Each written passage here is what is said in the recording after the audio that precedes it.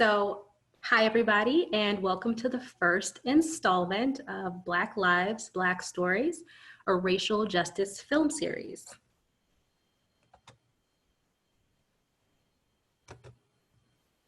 Today's program is presented in partnership with the Iowa State University Greenlee School of Journalism and Communication and the Iowa State Department of English.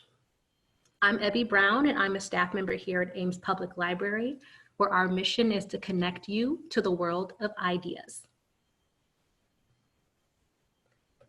Without further ado, it is my pleasure to introduce our local expert for the evening, Dr. Novotny Lawrence.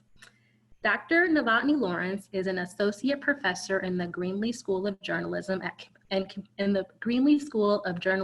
Communication and the English department at Iowa State University. His research centers on African American cinematic representation, race, media, and popular culture. Dr. Lawrence is the author of Blaxploitation films of the 1970s, Blackness and Genre from Routledge in 2007, the editor of Documenting the Black Experience from McFarland in 2014, and the co-editor of Beyond Blaxploitation from Wayne State University Press in 2016. He has published journal articles and book chapters on the Jeffersons, the comedy of Dave Chappelle, Black Dynamite, and Get Out, among other topics.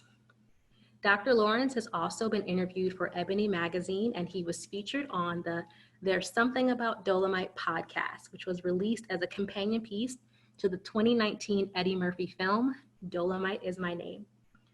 Welcome, Dr. Lawrence, and thank you so much for being here this evening.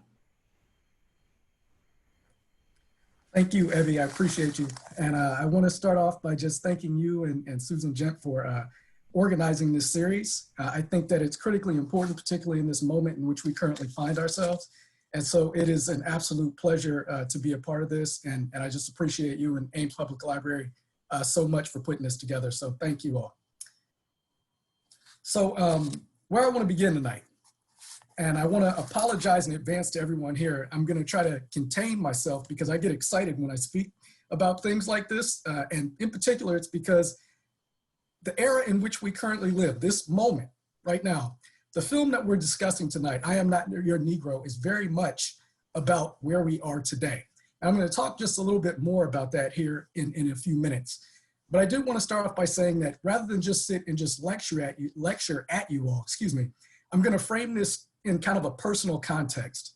And that's because when I watched I Am Not Your Negro, it made me think back to a conversation that I had with my nephew just the other week. Now, my nephew's name is Jordan Lawrence, and he is about 6'6", 6 feet 6 inches tall. And though I am 5'4", he looks up to me in ways in which I don't even think I fully understand. And I share this with you because I was talking to him, and he's trying to find himself and his place in this world and all the madness that's currently going on right now. And he told me that he had come across I Am Not Your Negro on Hulu. And he said, you know, I had never heard of James Baldwin. And then I saw that documentary and I watched it. And so I was really excited to watch and I wanted to tell you about it. And so certainly because he is my nephew and he is trying to engage and find ways to understand his Blackness more, I was extremely proud of the fact that he stumbled upon the documentary and he watched it. But at the same time, him telling me that at age 24, he had never heard of James Baldwin also made me sad. And the reason for that is it proves how extremely deficient our educational system is. And what I mean by that is we continue to have this problem of Black erasure. And what I mean by that is we continue to privilege white stories that maybe in some contexts don't even really matter over Black accomplishment and achievement. James Baldwin is one of the most preeminent literary figures of all time. Yet somehow my nephew had gone through age 24 and he hadn't heard of him. Therefore, when I watch a documentary like I Am Not Your Negro, the thing that comes to mind is how thankful I am for non-narrative cinema, for documentaries, and that they can help us fill in the gaps that are missing in our histories. And what I mean by that is, rather than focusing on things that don't matter, because the same thing that happened to my nephew happened to me. And what I mean by that is, when I was growing up, I was told stories about George Washington. one of these stories that I was told about him that stood out the most is that for some reason, I still don't really know why, he chopped down some cherry trees, and then some other people told me that he had false teeth. For some reason, I needed to know that. The thing that was left out is that George Washington was a slave owner. Nobody ever told me that this president that I was taught to look up to owned people who looked like me. Somehow it was more important for me to know about the cherry trees and his false teeth than it was to know that he owned folks who looked like me. So our system is deficient. And I'm reminded by talking to my nephew and then viewing this film of how critically important documentary films are. So I'm always very appreciative of a filmmaker like Raoul Peck, who will take up the means of production and give us something to shed light on someone like James Baldwin. And so that's where I begin. And that was my first takeaway from viewing this film. The second thing that I took away from this film is I was really pleased to see how much of it relied upon James Baldwin's The Devil Finds work. And if you're unfamiliar with that text, this was a book that James Baldwin published in 1976, and it was about his experiences going to see movies. And we see a lot of that woven throughout I Am Not Your Negro. And in particular, the significant thing about The Devil Finds work is that it highlights the ways in which the cinema can be this beautiful thing, but at the same time, it's something that can ultimately cause you to cheer for the wrong people at some point in time. And what I mean by that is that the cinema oftentimes privileges certain people over others. And I always try to tell people that if you ever want to know the history of your country, then the thing that you can do if you don't feel like picking up all those books is just go look at the movies. The movies kind of tell you everything. Start at the beginning and come all the way up to today, and they will tell you a story. In particular, if you look at a film like Gone with the Wind, it tells you that Blacks were considered inferior and that for some reason it was more important to mythologize the South in this country after the Civil War than it was to treat Black people and the North with due consideration, with appropriate consideration, I might add. If you move up and you watch a film like The World, the Flesh, and the Devil, it tells you everything you know about what people thought of interracial romance. That was a no-no, and we don't do that here in the United States. So the cinema ultimately then serves as a reflection, but more than reflecting, it oftentimes reinforces the United States skewed racial politics. And that has been so since its inception. So when I think about those things, I'm always happy that when I'm with my nephew, Jordan Lawrence, and his sisters and my other nieces and nephews, that I'm able to show them films by somebody like Miss Ava DuVernay, movies like Selma and 13th, that I'm able to show them films like Jordan Peele's Get Out or Us, films that center Blacks and Blackness, demonstrating that we're not monolithic, that you cannot put us in a box the ways in which Hollywood continues to want to make us their Negroes. And what I mean by that is if you go and look at a film like The Help, right, which co-opts African-American narratives, the story of maids in the South in the 1960s, starring Emma Stone, right? And don't even get me started on Green Book. They continue to want to put us in a box and demonstrate what it is that Blackness is supposed to be versus what it is that Blackness actually is. And therefore, I'm always so proud that I can show my nieces and nephews films by those filmmakers who I mentioned. That was my second takeaway. The other thing that this movie made me think about is this critical moment in which we currently live. And I'm just looking down at my notes here, so forgive me, but I want to make sure I get this right. Because we currently live in a very disturbing moment. And I say this because of the way that racism continues to permeate and fester our society. And it's not that it hasn't always been there, because it has, and we need to be very clear about that. My role in speaking is never to try to prove to people that racism exists. Racism is real, and there are too many incidents that continue to remind us that racism is real. And so if we're still in some kind of denial or comfort zone and think that we can ignore it, then we kind of got to snap out of that. There's just too much going on. So I don't have those conversations. I always proceed from a perspective that racism is very real, and what are we going to do about it? When I think about this film, one of the things that I appreciate that I think is so beautiful about I Am Not Your Negro is that it demonstrates different strategies, the approaches taken by three very seminal figures in the struggle for civil rights, and that's Medgar Evers, Malcolm X, and Dr. Martin Luther King Jr. And what we see throughout this film is that each approach was a little bit different. Medgar Evers was an organizer, he was an attorney, and so he was advocating in ways, some that were similar to King, but in other ways as well, through the legal system. Malcolm X, people remember him, they reduce him down to those 4 words, by any means necessary. What we have to understand about Malcolm X is that he was more than those 4 words, but he was serious about Black liberation and did not, as we see in the documentary, really care for King's nonviolent approach. King adopted Gandhian philosophies and of course wanted to march peacefully for nonviolence, and as a result, he is lifted up and exalted as a hero today because of the way that he protested. And I find that really interesting, and I'll probably end up talking a little bit more about this later here in this lecture. But the 3 different approaches to protest, and one thing that we should keep in mind is that regardless of the approach, they were all targeted, right? All targeted because they were protesting. Baldwin has this wonderful piece in the film where he talks about the dichotomy that exists between Blacks and whites, that when whites take up arms in the struggle for liberation, they're heralded, right? But when Blacks do it, it is a problem. We see this with the Black Panther Party for self-defense. We see this even with cries for Black power that started with the March Against Fear, that somehow, if we say these things, we take up arms, and we get serious about Black struggle and resistance, then there's a problem. As I mentioned, Malcolm X uttered those words, by any means necessary. And the funny thing about it is that when you think about our history in this country and the things that have been done to Black people, bombing our churches and killing 4 little girls, the lynching of Emmett Till, the mass lynchings that took place across the US South, right? The police officer kneeling on the back of George Floyd's neck for 8 minutes and 46 seconds on May 25th, 2020. When we talk about who really lives by any means necessary, ask yourself who it really has been historically. And maybe we start to understand where that fear comes from, because the atrocities that are inflicted upon Black bodies, people don't want that to happen to themselves if they are white.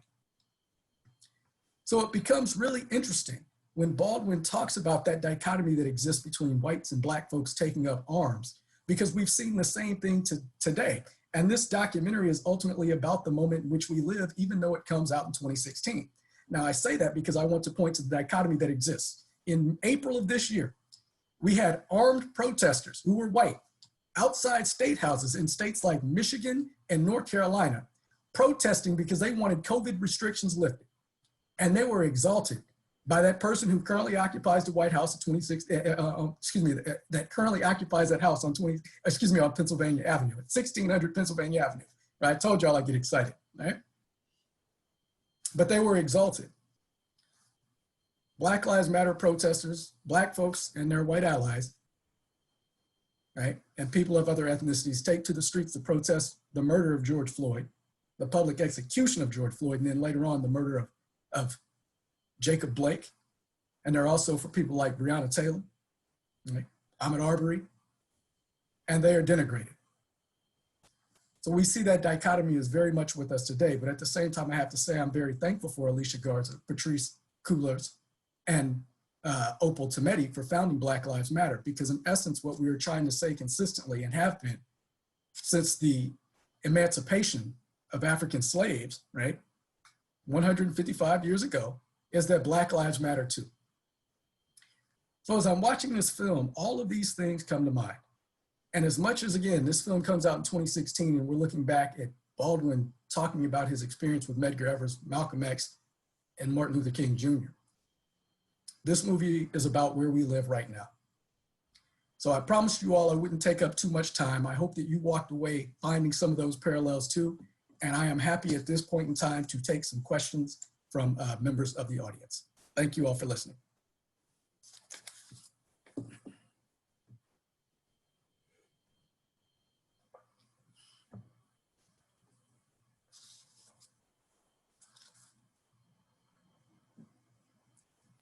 Okay, so at this time, if you have questions, would you please go ahead and type them in the chat and direct them to all panelists.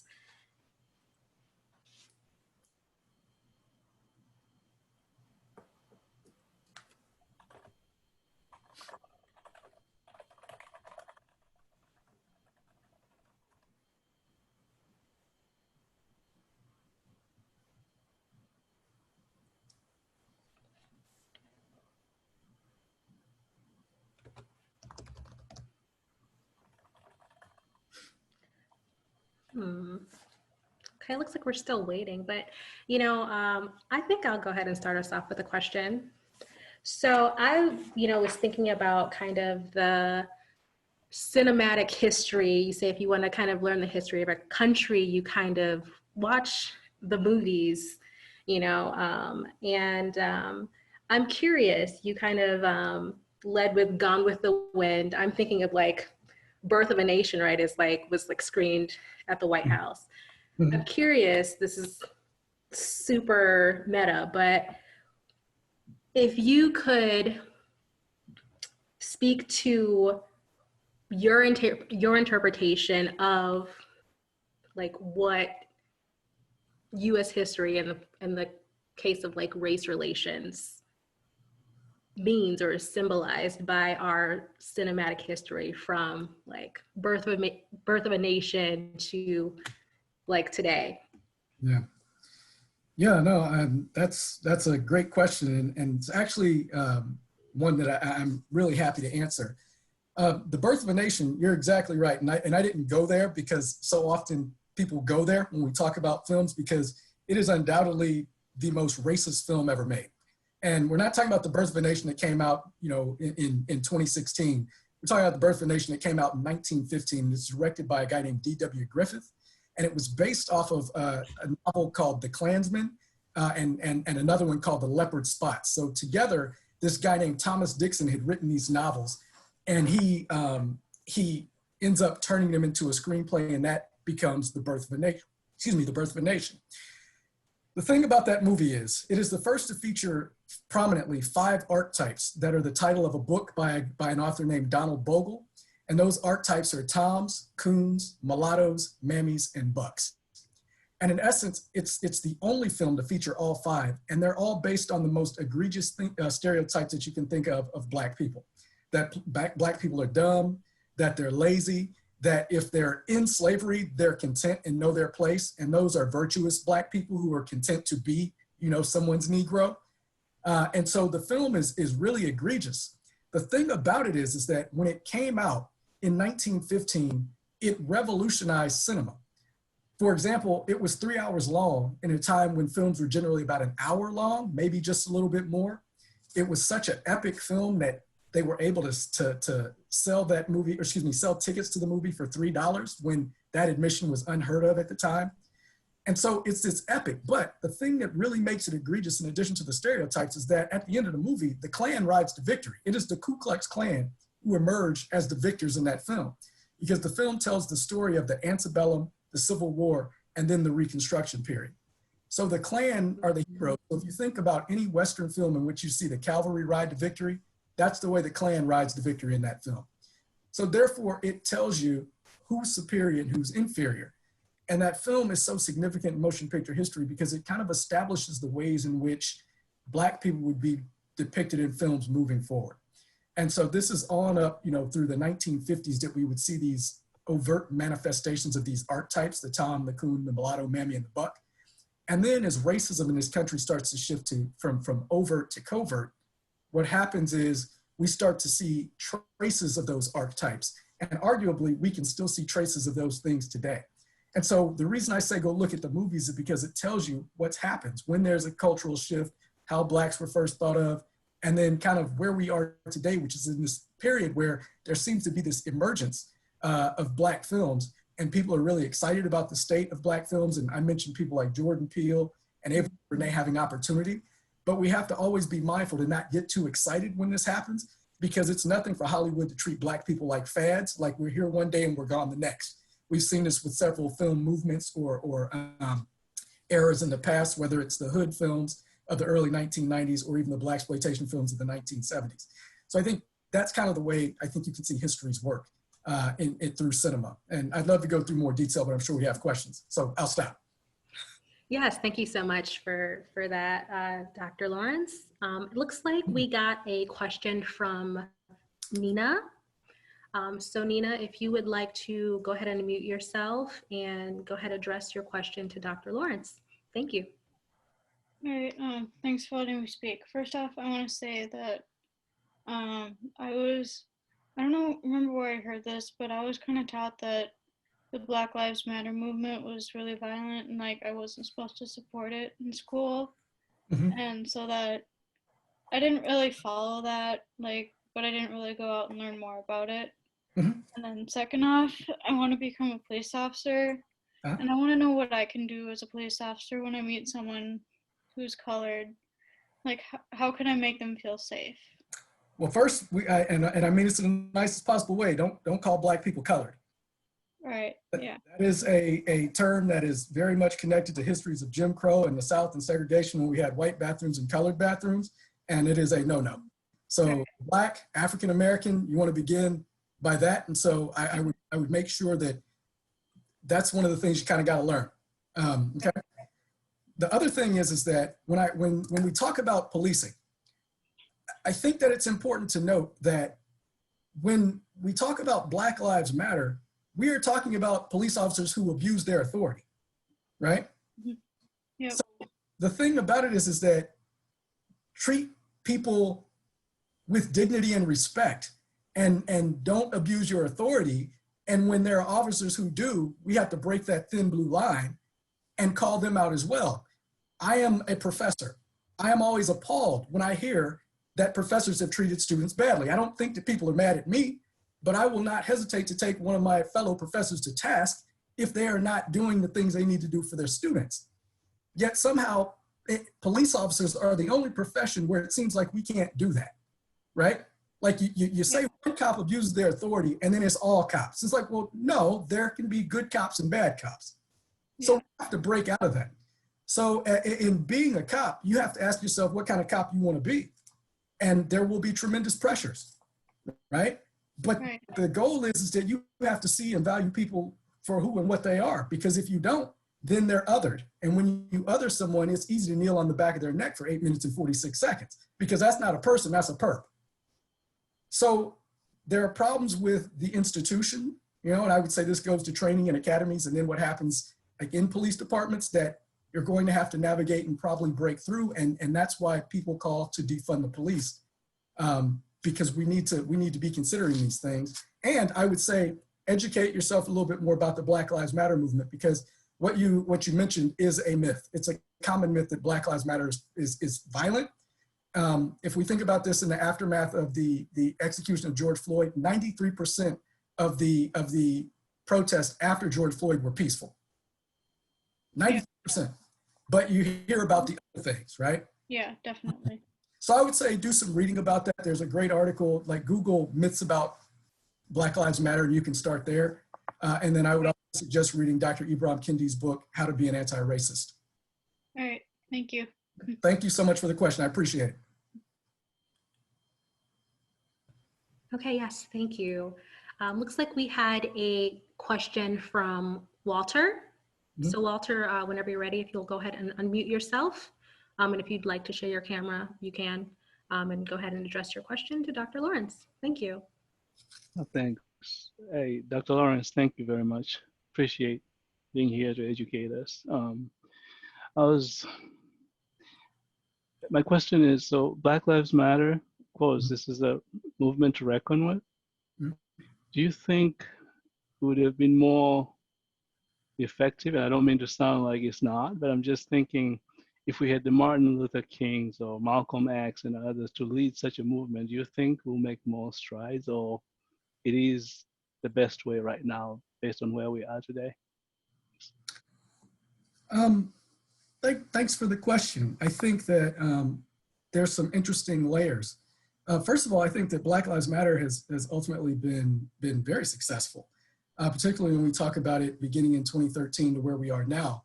You know, we now have, you know, the WNBA and the NBA, the courts have Black Lives Matter on it because we're in this moment now where we're trying to raise more awareness about the things that are happening. It's always gradual and it takes too long, but I think that it's ultimately been very successful, and I commend the folks.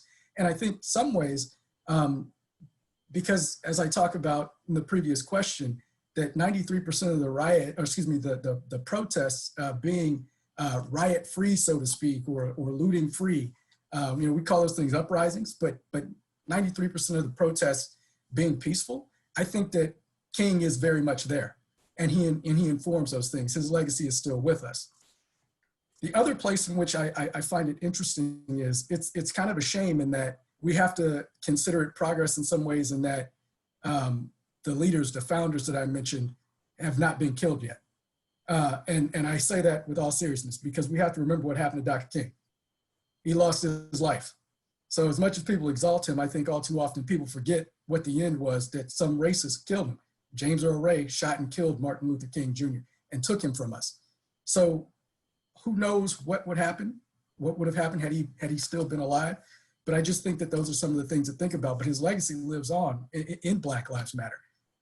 And so I just think that we have to be mindful and aware of the progress that the movement has made. Thank you. Thank you for the question. I appreciate it.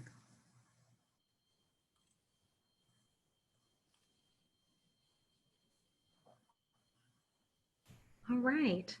Looks like we have a question from Lindsay. Mm-hmm.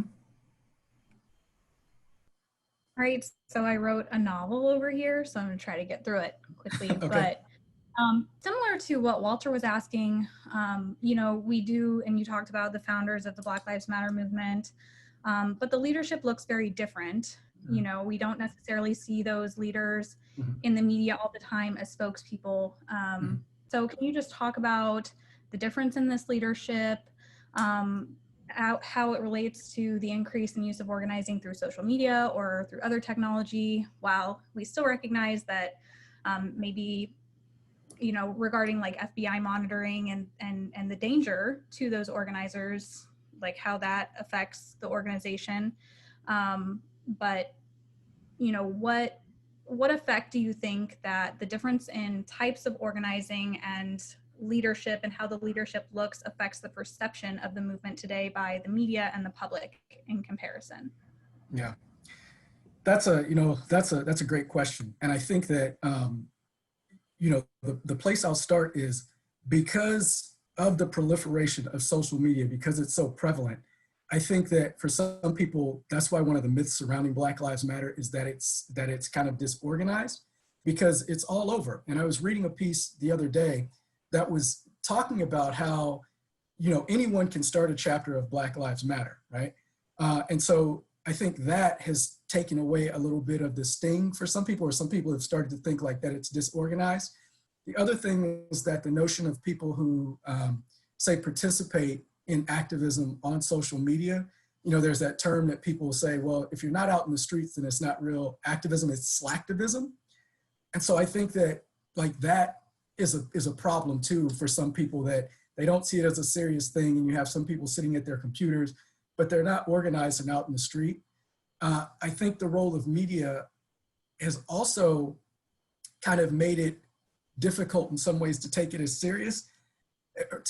seriously, because attention is spread across so many different media right now. So we mentioned here just, you know, social media, Facebook and Instagram and Snapchat, and we can mention all those things, but then that's not to mention things like streaming services like Hulu or the cable channels or the network television, that so many people are looking in so many different directions right now.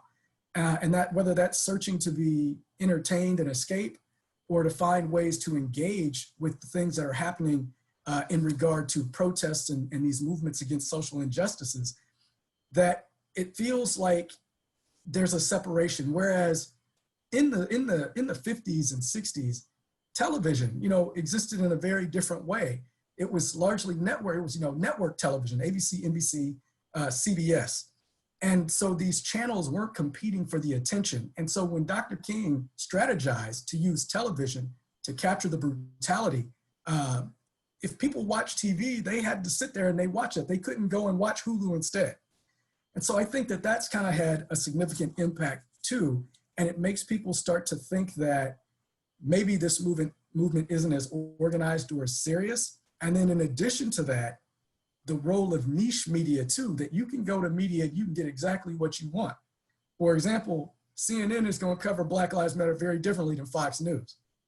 And if you're not looking at a range of media, then I think all of that has an impression too.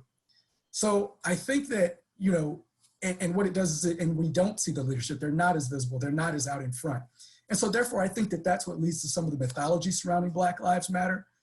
But in no ways do I think it necessarily takes away from the oomph or the punch of it. Does that kind of get at your question? Yeah, no, that's exactly it. Thank you. Okay, thank you.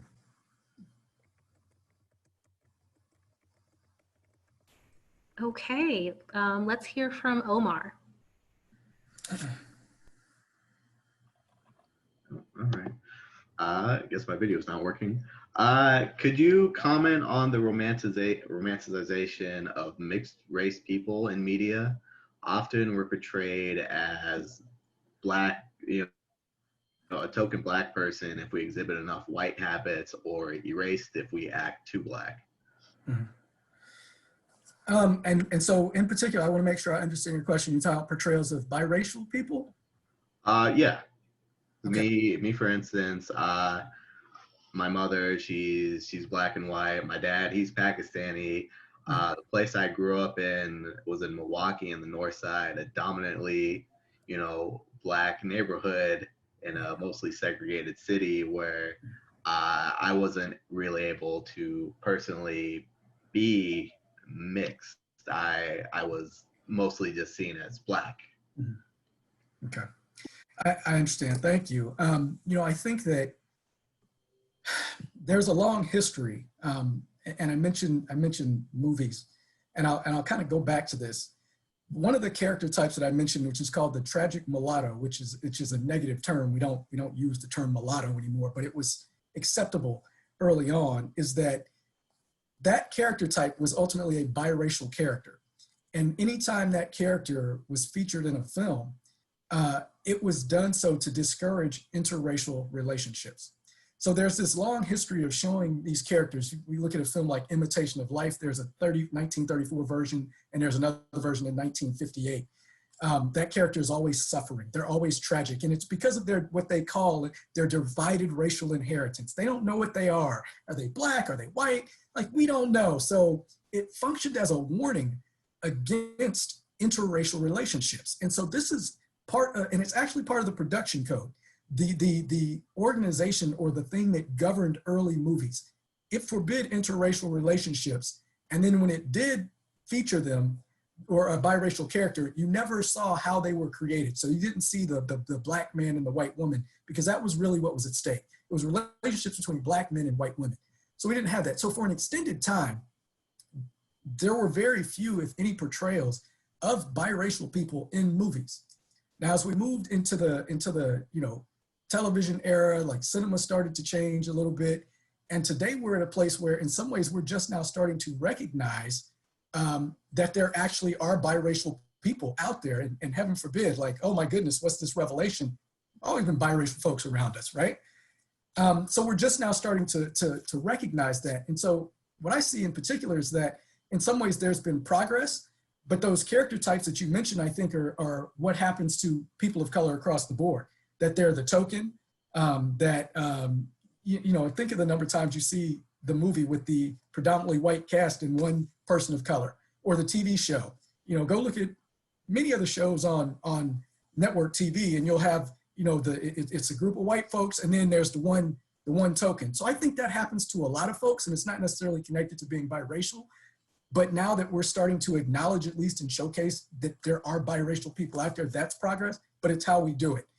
And you touch on something that's very important about how those characters are presented. Are you Black enough, or are you too white to be Black? That's something that's cultural and it's social, and that people belonging to certain ethnic groups do to each other too. We have to stop policing each other's Blackness. It's like, we can't do that, because ultimately the tools in which we use to do that, they evolved from white supremacy. And so I think that becomes the problem. And when you have people in these shows and they're writing those characters, they're doing the same thing. And they're not really taking time to provide multi-dimensional representations of biracial characters or other people of color either. I hope that answers your question. It does. Thank you. Thank you.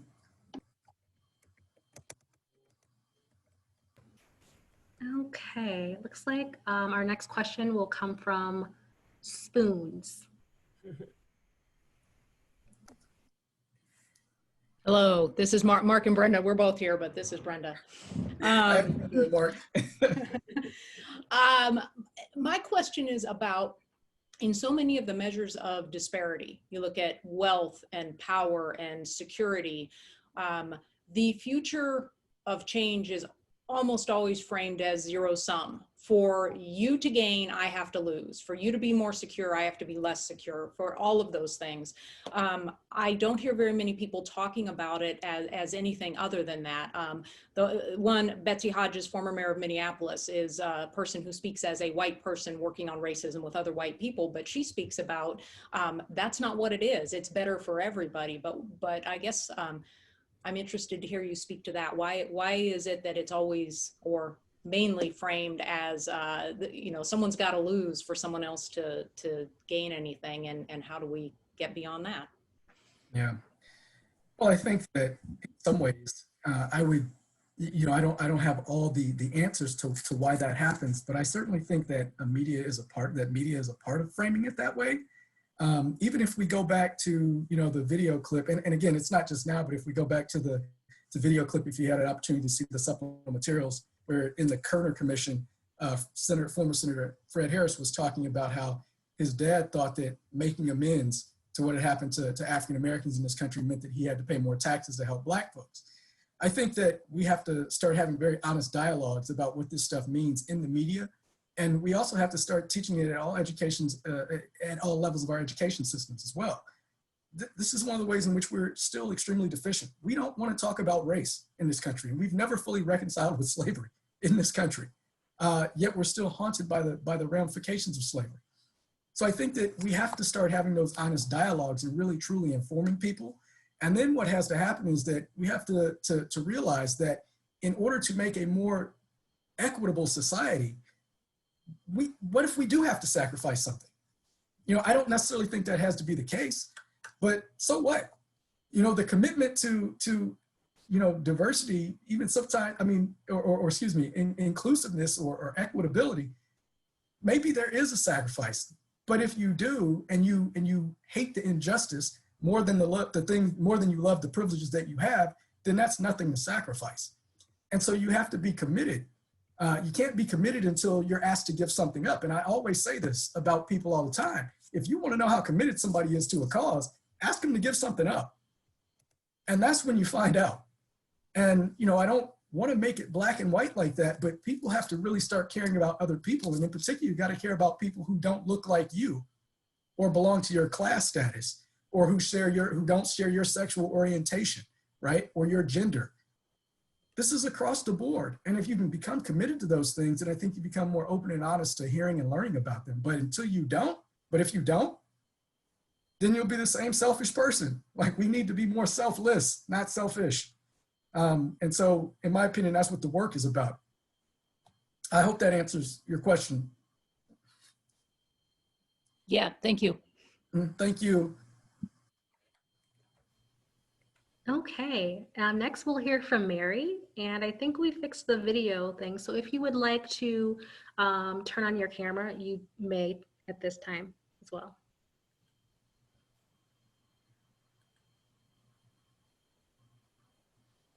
Okay, I think can you hear me? Yeah, I can hear you. Hi, Okay, Mary. great. Yeah, hi there. Yeah, I think I won't turn on the video. That's okay. I apologize. I missed your opening remarks, so I don't know if you addressed this, but I'm curious. I really appreciated how in the film James Baldwin pointed out some differences in the way that Black audiences perceived Black characters, such as Sidney Poitier. Mhm. And Guess Who's Coming to Get Dinner, and also the other one, I forget the name of the film, with the train scene. In the heat of the night. And how the difference, right, exactly. So the different interpretation about the characters, whether it was a white audience or a Black audience. And it reminded me of the really strong point that Roxane Gay makes about interpretation of The Help and that white audiences and Black audiences interpretations to the film, the book, The Help, and also To Kill a Mockingbird for that matter. So I'm just really interested in scholarship around that issue of interpretation of film based on audience. And I don't know if that's too broad of a, I just, that kind of resonated with me in terms of just seeing things through someone else's eyes. And I think that's a good way to help educate people to just check your own reaction to a work of art, but then hear about a response from contemporaneously. What was the audience? What was the Black audience thinking of these characters when they saw them, saw these films? So.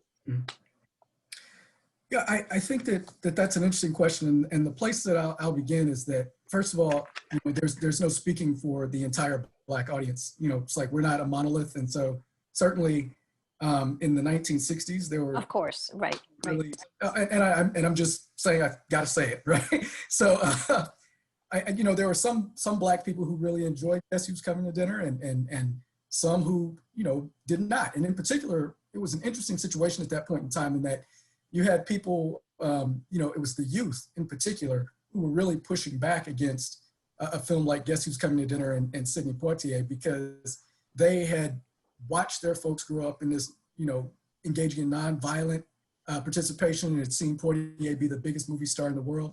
And by the time, we got to 67, 68, they were about a more radical politics. So it was really largely divided against in terms of generation. But then there was also class. That was a factor as well. And so that was something that influenced the way that people viewed those films. I think that,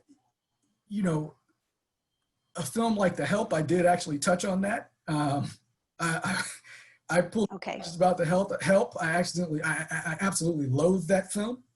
And it's because it represents the co-opting of African-American narratives for the sake of propping up white virtue.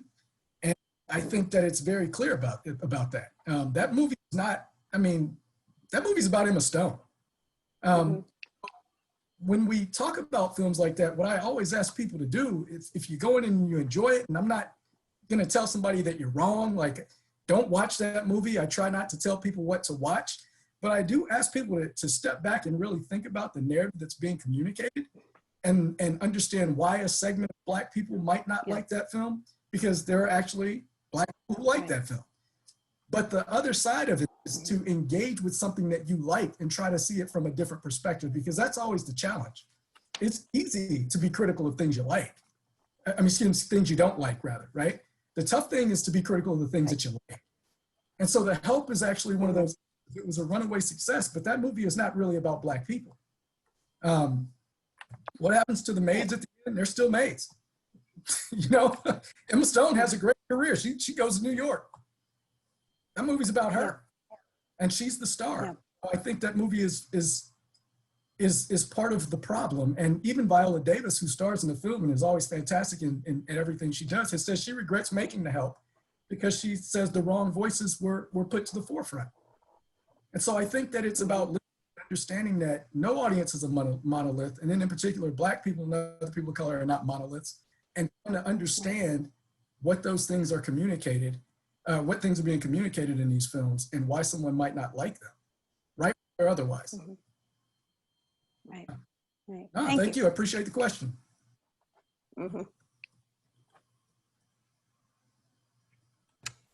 Okay, looks like we've got Kelsey up next. Okay.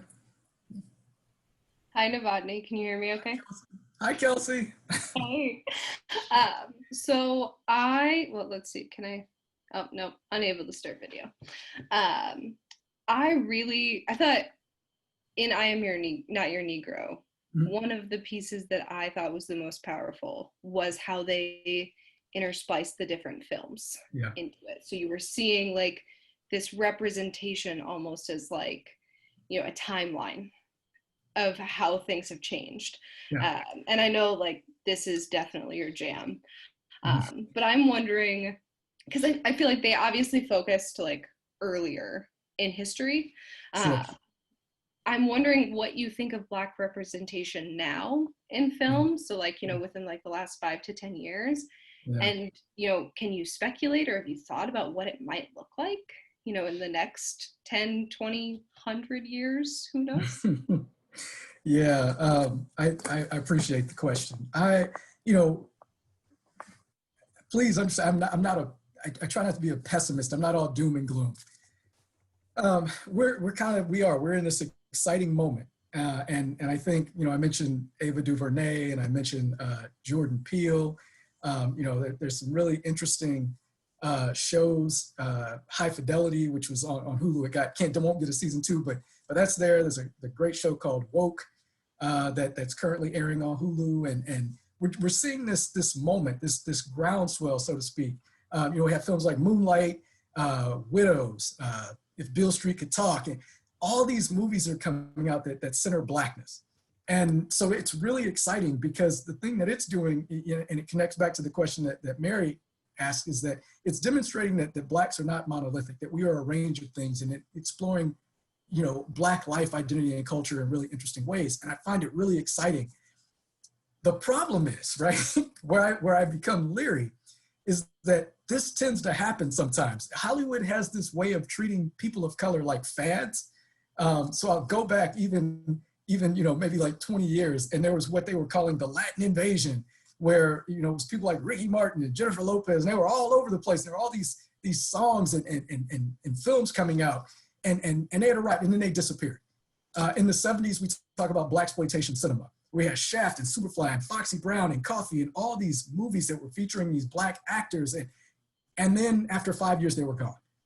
It was the hood films in the 90s. And so I'm always leery when this happens, because I wonder, is it a moment that we're going to see continue? Or is it a moment that is going to fade out? Are we going to be treated like a fad, like skinny jeans, like here one day and gone the next, right? Or will we be able to sustain? I am going to go ahead and be the optimist here and say, I think that people like Ava DuVernay are going to sustain, that Coogler, the director of Black Panther, is going to sustain, and that in 5 to 10 years, I'm not going to say it's going to be exactly that it's going to just be in abundance, but I'll say if nothing else, it's going to be exactly as it is right now. And unfortunately, I will still have to be glad for that, given the history of Black representation in film and media more broadly.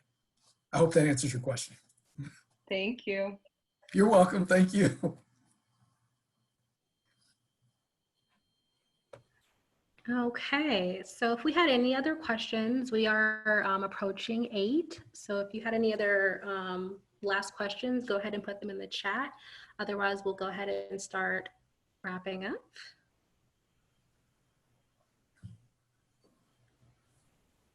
Okay.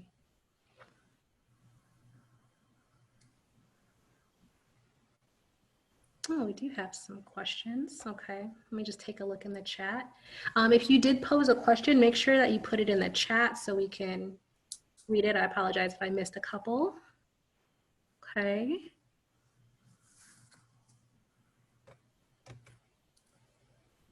All right, and it appears a few people are having mic issues, so I'll go ahead and read one. We have a question from Jessie. And she asks, if James Baldwin were alive today, what media would he be part of, as opposed like IG, is that for Instagram, I'm thinking, and who would his contemporaries be now? I think Baldwin's contemporary is definitely a Ta-Nehisi Coates, for sure. Easily, I would say hands down, so to speak.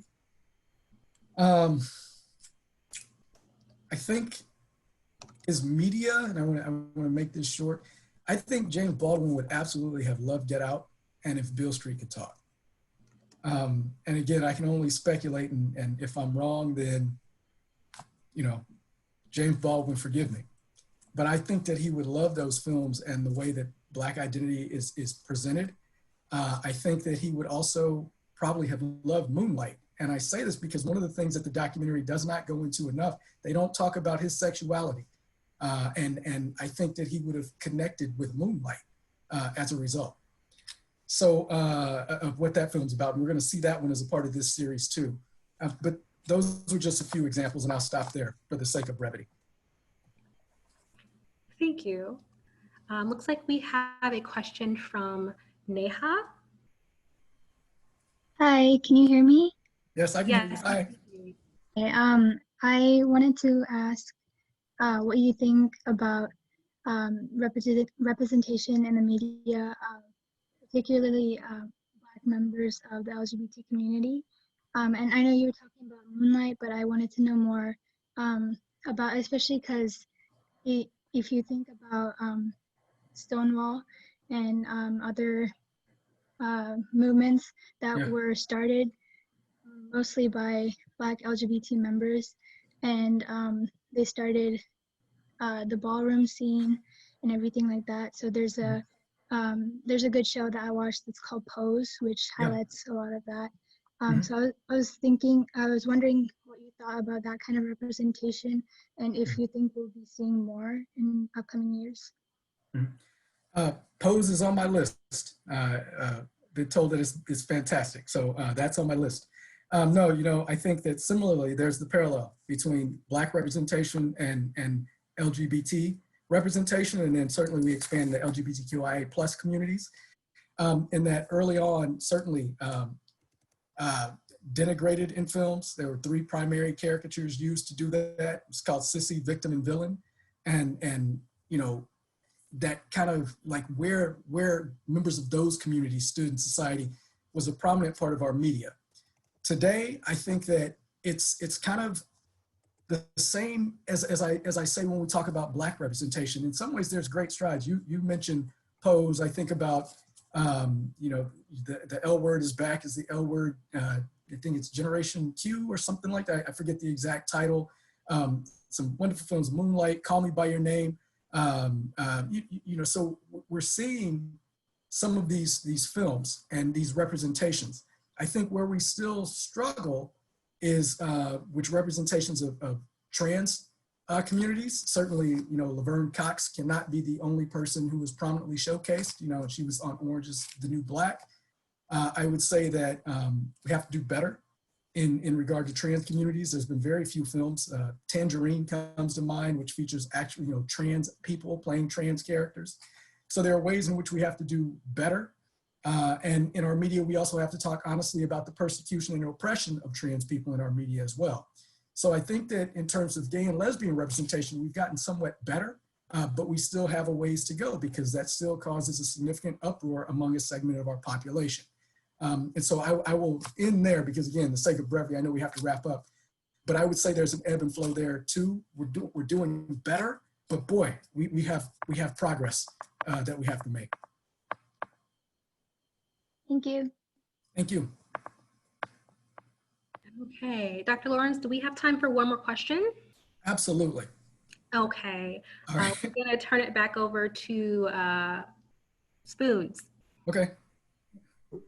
And you can try your video now. I think we've kind of ironed out the issues with that. If you would like to share your screen or share your video. It says it will not start video, but here's Mark. Oh. Novotny, thank you so much. This has been amazing. But I have the question essentially comes off of the question two questions ago. I'm just wondering, I mean, what is it going to take to get, what has to happen to get to equality in filmmaking in the near future? And is it a near future thing or is it way away? Well, I would, here's where I kind of go back into that pessimistic mode. I would love to say, oh, it's going to happen, you know, in 3 years. Unfortunately, I don't think that's the case. And what really has to change in the industry is that we have to get people who are running studios in positions of power to, first of all, we need more diversity in those positions, and they have to greenlight the projects in order for us to get more representation and better representation, and commit to doing that and offering people of color and women and non-binary people, offering offering them opportunities to direct and tell their own stories. And if we don't have that diversity among the people who can greenlight, or that progressive thinking among people who can greenlight, it's going to continue to be slow. The problem is that those major film studios are still interested in the economic bottom line, and they make exclusive decisions based on things like race and gender and sexuality and sexual orientation all the time. And they're discriminatory, but it happens. And so we really have to start changing the structure of those companies. If you want to read more about this, the Annenberg School at USC, they publish a report looking at diversity in the media, and it includes the breakdown of executives in things like C-suite positions and at studios. And it's very disturbing. The last one came out in 2018, and it just demonstrates that largely the industry is still dominated. The people who hold those positions are largely white men. And it's not to say that white men can't be progressive and forward thinking, but they're still greenlighting the projects that tend to look to make money, and they're not looking at it from a different perspective. So I think that's really what it's going to take. And certainly people of color finding ways as best as possible to harness the means of production in the indie cinema and on these streaming platforms like Netflix and Hulu. It's just going to take a lot. And only then will we start to really get better representations.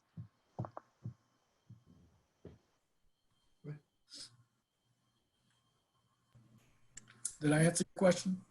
Yes, yes. So I would just say it's an institutional problem. Yeah. Thanks, Mark. Okay. So I think that's about all the time that we have for questions, which is great because we don't have any more questions in the queue. But I just want to, again, thank you, Dr. Lawrence, for taking the time to be here today.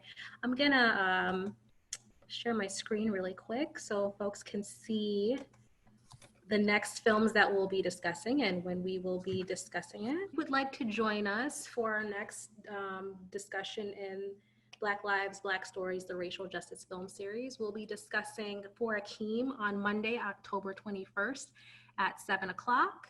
And then we have our last in the series on Monday, December 7th at 7, and we'll be discussing Moonlight. If anyone is interested, I know I certainly am. Dr. Lawrence, you named a list of films in your introduction, and I certainly was interested to kind of check out some of those to kind of look at the, I guess, historical, sociological kind of underpinnings of things to kind of, like you said, kind of being critical of those things that we really like and kind of looking at them in a new light. So if I can get those from you, I will add some post resources to our calendar. So right now, if you go on there, you can see that we have the supplemental materials. I'll put some post materials on there too, if you guys are interested in following up on that. And yeah, I guess I'll just leave it to you, Dr. Lawrence, if you have any closing things that you'd like to say. That's right. Thank you. I was just going to say, I just want to thank everyone for attending and listening and asking great questions, and for putting up with my excitement, because I do. I get very excited. So thank you all very much. And I hope that what happens is, moving forward, I ask that you all please listen and take to heart the things that we spoke about in the film, I Am Not Your Negro, but at the same time, engage in action, because it's not enough to just listen and walk away feeling like we did a good thing because we attended a film series. It's how do we make the lessons from I Am Not Your Negro real? It's how do we challenge institutional structures that perpetuate oppression? Is how do we save people like my nephew who is 6'6", so I worry about what happens when the police pull him over all the time, right? So I use him to say this is about people's lives. And so I ask that you all continue to read and engage in action and participate in things like this, but do things beyond that. So I would just conclude with that. Thank you so much. And thank you to everyone that was able to join us this evening. Have a great evening, and we hope to see that we'll be diving into For Akeem. And again, you can find these films on Canopy that you can stream for free with your Ames Public Library card.